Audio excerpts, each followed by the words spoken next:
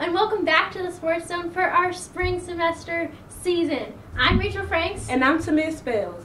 So, we've been gone for a while and we missed a lot of hot things in sports. But we're back with a lot of different issues for you, and we have a lot of classic and different segments for you this season. Today we're starting with today's topics, fixed or not, picture this, and also flash topics, which is something new that Rachel and I have for you guys.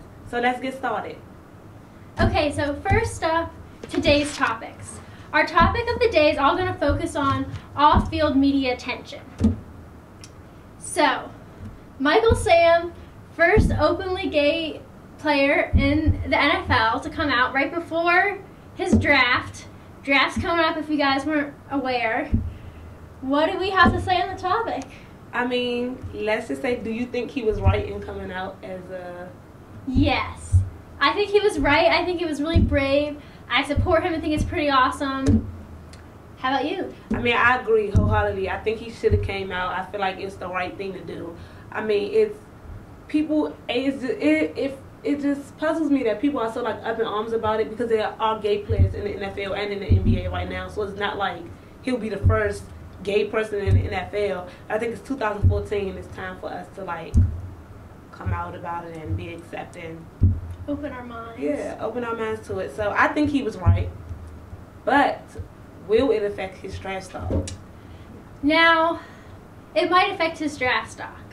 I have a couple things to say about it. It might affect his draft stock, but in the end, I think it'll be better for him in terms of money at least, because that's the big thing with draft stock is how high you go, more money you get. He's going to have a lot of endorsement deals available, a lot of media attention. He's going to be fine with money. Will it affect him? He's a great player. Maybe he'll go down a little because people are scared of the media attention, but I think that's sort of a dumb excuse to say because every player has media attention and you can't predict that. And if you deal with it and handle it correctly, you can shut down the media attention and make it all positive. I don't think there's much negative media attention sort of out there right now about him being gay. Yeah, I think it probably will affect his draft stock, but it definitely should not because it's like I said, it's 2014. But it probably will affect his draft stock because like people could come out and face the media and say like, oh, you know, we'll view him every step of the way, but behind closed doors, you know, this old habits or old prejudices will reign. But I think there isn't a lot of media, like it's more like we get in a lot of the support side, but there are also some people who don't really support him, and like some players who came out against it, and his dad who was struggling with it, and that was like a big thing. But I know I feel like it probably it's hard to say. I just feel like it will, but I feel like it shouldn't. So I'm just torn between that because he can play, and it's like this media attention is something that you can handle. It's something that you can control because you know he's gay. He said he's gay. Like you can control that. Yeah. But just like Manti Te'o and his girl, like that was uncontrollable. Just like you can't really control that. That was like they were being puppeted by somebody else. So it's just like you have something here that you can control, and you can. I mean, you could take it and spin it the right way. You know, have the media attention focused on the right things. But I mean, it's pretty much up to the teams and how they want to deal with it.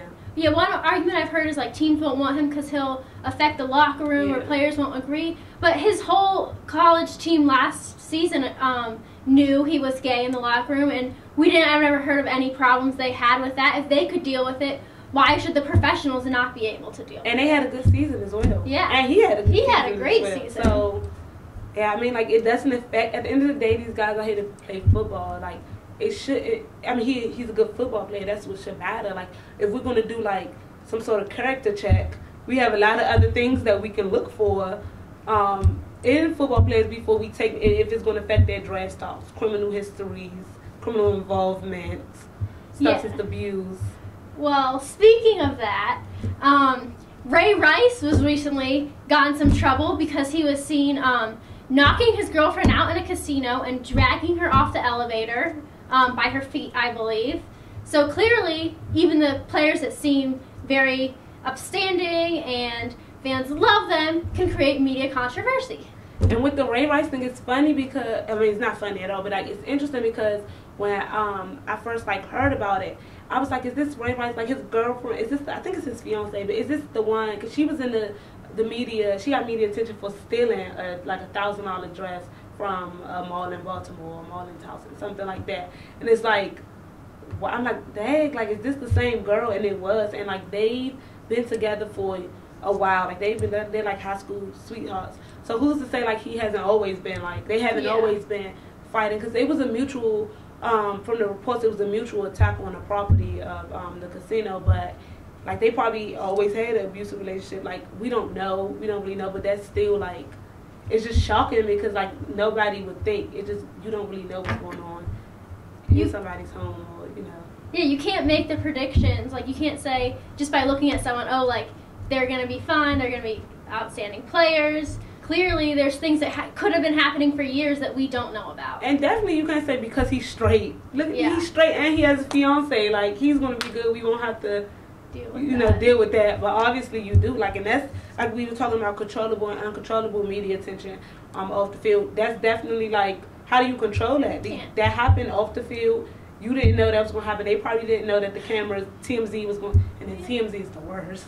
They didn't know TMZ was going to get that news footage, and that was just, I mean, the footage is interesting if you go see it. You don't really, like, people are saying, like, oh, she was drunk, or oh, he hit her. Like, we don't actually know, but the reports do say beforehand that they did get into a physical altercation. So it could have been a combination of both, but it doesn't look too good for him right now.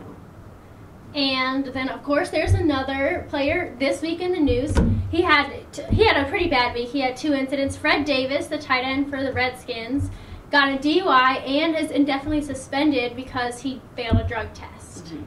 So he failed the drug test on Wednesday, I believe, and yesterday he was arrested for the DUI. He was found slumped over in the intersection near Tyson's Corner in Northern Virginia. So my hometown. Yeah, this is Rachel's hood.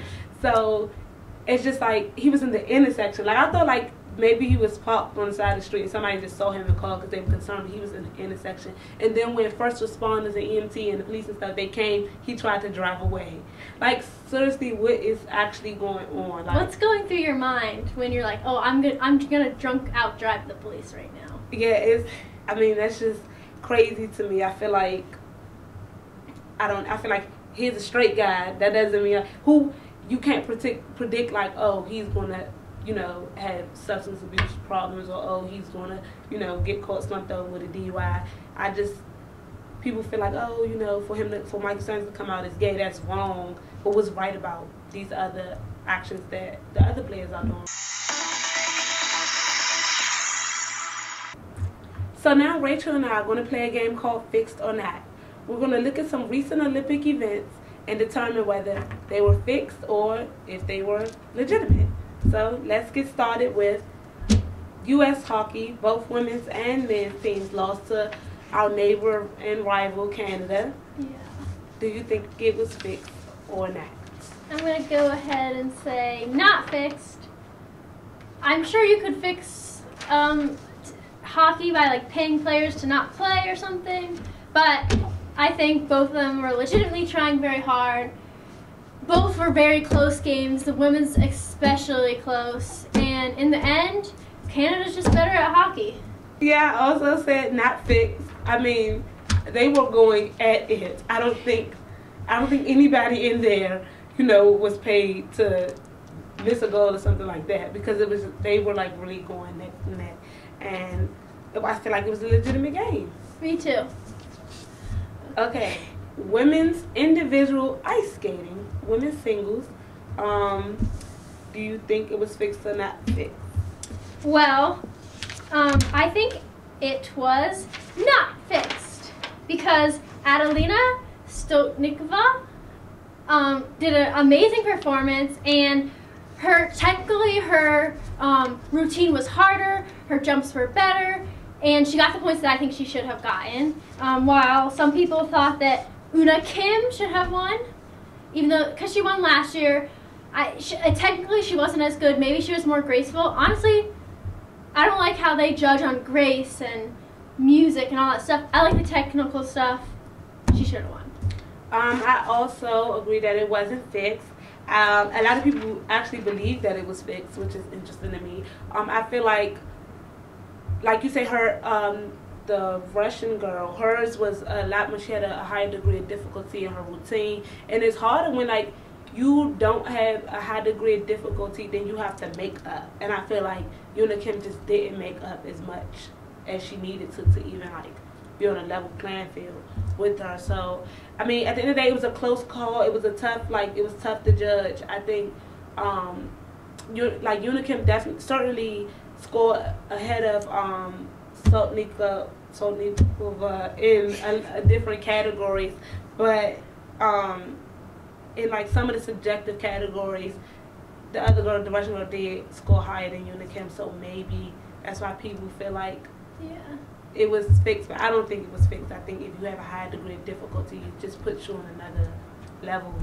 I also just want to say that Wagner from the United States was complaining the entire time that she was not getting the points that she should have been awarded. I think she got the points that she should have been awarded, and she shouldn't have been in the Olympics in the first place, so she needs to stop talking about it. Okay. Well, Rachel definitely feels strongly about that one. The last one is the ice dancing competition, and there's been a lot of controversy about that. So, are we going to say it was fixed or not fixed? Once again, I'm going to go with not fixed. I think Meryl Davis and Charlie White are a beautiful couple, great together. The Canadians are claiming that they should have won. I understand that their pairing was very good, have been very good. They won gold last Olympics and have been pretty dominant and changing the way ice skating is. But at the end of the day, Charlie White and Meryl Davis performed. They put on a better performance. They're just such a beautiful couple together. It's like a fairy tale watching them. It's lovely. Okay, well, I actually said that this was fixed. One thing I'm gonna know, I think it's interesting that you were just highlighting how they were a beautiful couple, but didn't like how the other stuff was judged based on grace and stuff. I feel like that's a subjective thing if you look good together or not. One's dancing and one is skating. I mean, dancing is still, it's still being judged, so I feel like it's still competitive. There's competitive dancing, which this is, so I think it's interesting that you highlighted that. But I think that, the Canadians complained a lot. The Canadians did win gold last year, like you said. The Canadians and the Americans are both coached by the same coach, a Russian coach. And even the coach felt like the Canadians, they were getting taken off marks for things that they shouldn't have been taken off. And obviously both teams are close to his heart, so he wouldn't say oh, one or the other. He both trained very hard. But I feel like, there was some subjective errors there. I think just in skating in general, so much of it is subjective, and I don't necessarily agree with how it's judged. But at the end of the day, the right people won.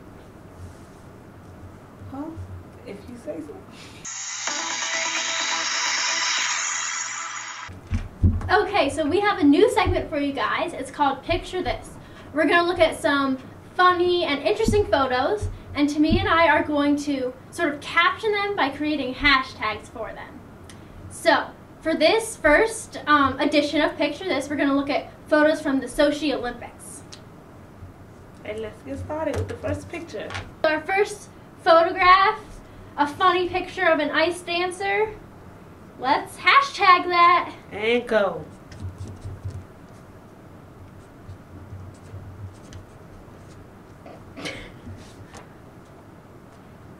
Okay, Tamia, explain your hashtag. My hashtag is #ew, last season skates. Because I just feel like he's looking at the person he's dancing with, somebody's feet ew, look at those. Those are so last season. And my hashtag is toots. Because it looks like he just farted and then he's like, ooh, he's trying to hide it, but he's also disgusted with himself at the same time. Okay, we took different directions on that. Yes. Next picture. Okay, so this picture, adorable. This is a snowboarder who found there's a lot of strays in Sochi. He found a bunch of stray puppies, picked them up, and he actually tried to take them home with him. Okay, so I guess I'll explain my hashtag. My hashtag is hashtag just puppy love, because clearly That's cute. that's puppy love. My hashtag is too cute because he's cute, the puppies are cute, too cute to handle. Yeah, I agree with that. Okay. Next picture. We have a lovely curling photo next with some lovely curling pants. Okay, I'll go first this time. Mine is hashtag concentrating clowns because they're wearing clown pants and concentrating. Okay, mine is hashtag dazed wins, because I feel like if you're looking at this, all you're going to look at is their pants, so you can't really tell who's winning or who's not. So, I mean, they could say they won. Who would know? Because we've been looking at their pants the whole time. It's my logic. Interesting. And the last and definitely best. Yes. Lovely ice dancing pair. Caught in an interesting position.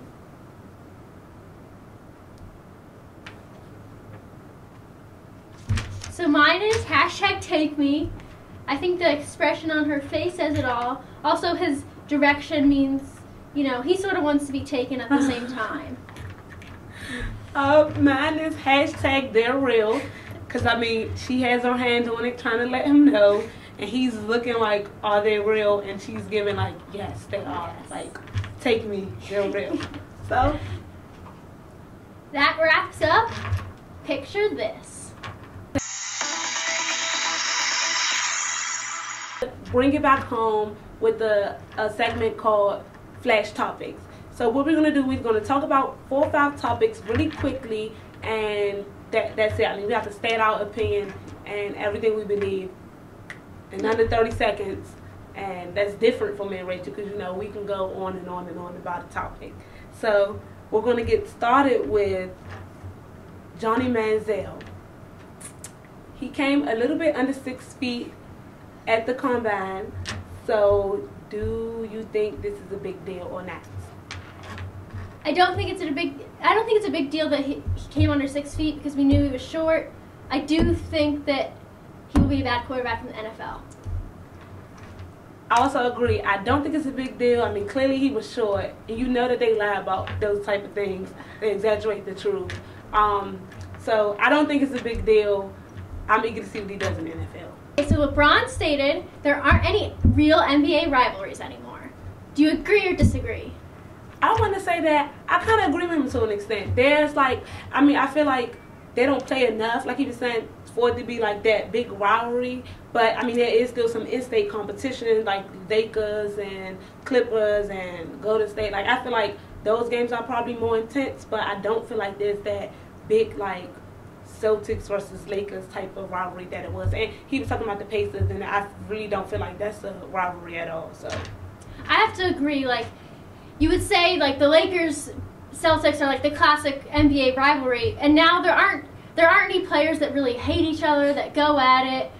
One thing last night, the Heat and the Thunder played, and I say they're one of the bigger rivals right now just because of how good Kevin Durant is, how good LeBron is. But at the same time, those players don't go head-to-head very often, and they don't talk about each other, seem to hate each other very much. So it's not a true rivalry. Okay, next topic. The Virginia Tech women's basketball team and the Virginia Tech men's basketball team.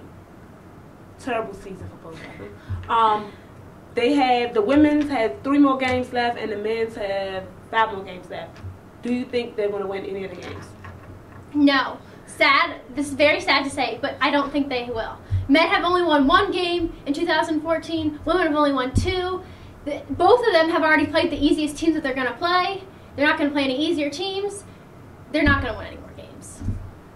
I have to agree. I don't think they're going to win any more games. I want to just say, like, maybe both of them have 1 more game left in them. I'll say they probably have 1 more game left in them, but the likelihood of them securing that 1 game is very slim. So I don't think they'll win. If they do win, it will not be any more than 1. Yeah. Okay, so next topic. 2 big upsets in the ACC.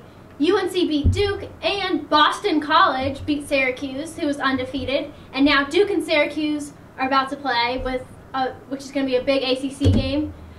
Who do you think is going to win? What do you think of the upsets? Upsets were crazy. I mean, the North Carolina Duke upset, it wasn't that surprising.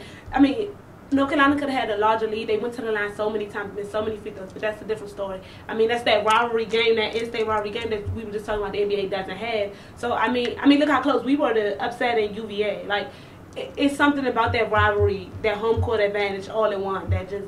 So I'm not that surprised about that. Boston College and Syracuse, I'm so disappointed in Syracuse. Boston College is traditionally the worst team in the ACC, but we took that title this year. We're the worst team in the ACC, so they're the second worst team in the ACC. And they beat the #1 team in the country, undefeated Syracuse. I can't believe that that's just so mind-blowing. But when it comes down to Syracuse and Duke, I want to say that Duke is going to win this game. Okay, well, I was also very shocked. Did not see BC beating Syracuse, even though BC destroyed us despite the fact that they are horrible. Very surprised by that and disappointed. I wanted Syracuse to go undefeated. Not surprised by UNC Duke, always a really good game. Duke has been iffy this year. I'm going to disagree though. I think Syracuse is going to step back on the horse. They were woken up by losing to BC. They're going to come out, they're going to go into Cameron, and they're going to win. Okay, so that's about it for our first spring episode of the Sports Zone. Make sure to tune in every Monday. And definitely make sure you tune in next Monday as we're bringing you new episodes, new segments this season. And this next episode, we're kicking it off with sports science. So definitely check it out. Keep it classy, keep it real, and stay in the Sports Zone.